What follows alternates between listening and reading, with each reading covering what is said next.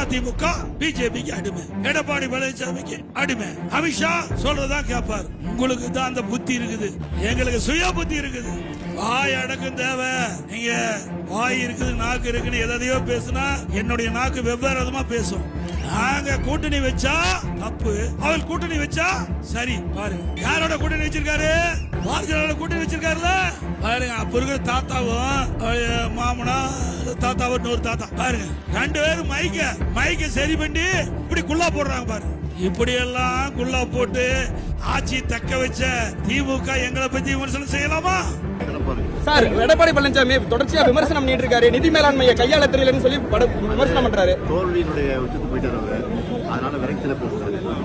தொடர்ச்சியா பாஜகவுல வந்து பல்வேறு தரப்பினர் வந்துட்டு இருக்காங்க. பாஜகவோட விமர்சனம், பாஜகவோட வந்து பிரச்சாரம் எடுபடுமா தமிழ்நாட்டுல? எத்தனை பேர் வந்தாலும் மதசார்பற்ற திமுக தலைமையில் அமைந்திருக்கு. மதசார்பு சொல்ல முடியாது.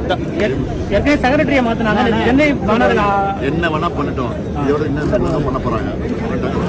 தமிழ்நாட்டுல சட்டமன்ற தேர்தல் நடக்குது, டெல்லிக்கும் தமிழ்நாட்டுக்கும் சொல்லி சொல்றாங்க அப்படின்னு சொல்லி எடப்பாடி விமர்சனம் கடுமையான குற்றச்சாட்டுகள் முன்வைக்கிறார். ஆமா, தமிழ்நாட்டுக்கு அதிமுக வந்து டெல்லி இடமான குத்தகைக்கு போயிட்டாங்கல்ல, வாடகை வந்து நாங்க அடிமையாயிட்டாங்க. அதனால டெல்லி தான் ஆட்சி நடக்குது. ஒரு திராவிட கட்சி இது மாதிரி போனதை எப்படி பாக்குறீங்க? அதிமுக அந்த நிலைமைக்கான வேதனை பண்ணுறோம்.